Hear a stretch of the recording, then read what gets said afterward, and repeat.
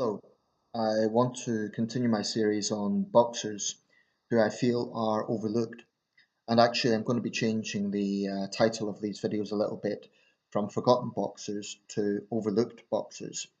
The reason being that some of the guys I'm going to be talking about, such as the fighter I'll be talking about in this video, are still alive.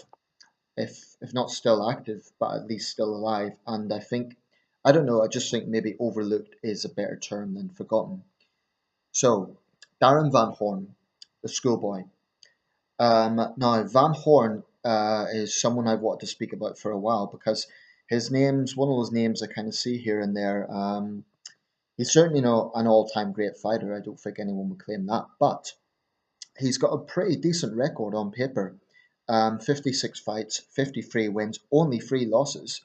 Um, I happen to believe that records, even if it's against guys who aren't particularly outstanding fighters, a record is a record, and 53-3 is a pretty damn good record.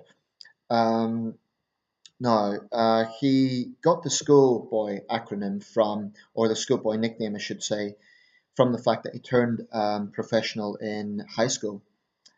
He boxed as an amateur for 4 years, winning Golden Gloves and Junior Olympic titles. With his father as his manager and trainer, he made his professional debut in New Orleans, Louisiana, but he was born in Cincinnati, Ohio. And he was still 15 when he became a professional.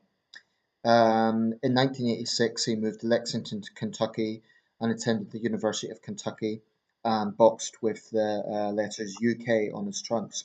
And the schoolboy angle was really played up. You could see it on his robe. Um, he compiled a record of 38-0 before his first loss, before challenging for a world title.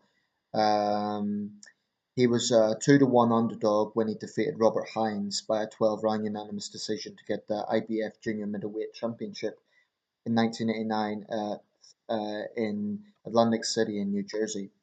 Um, so he turned professional, let me just get this correct, in 1984, and he fought until 1994.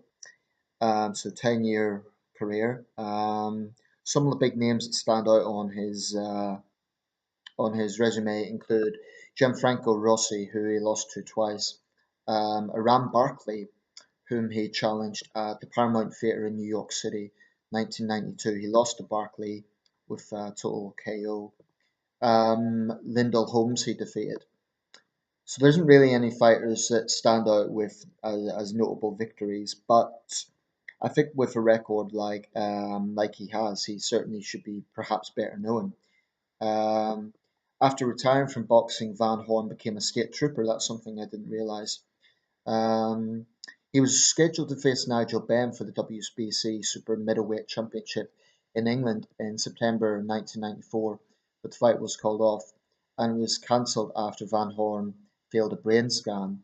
So I'm pleased he didn't go through with that.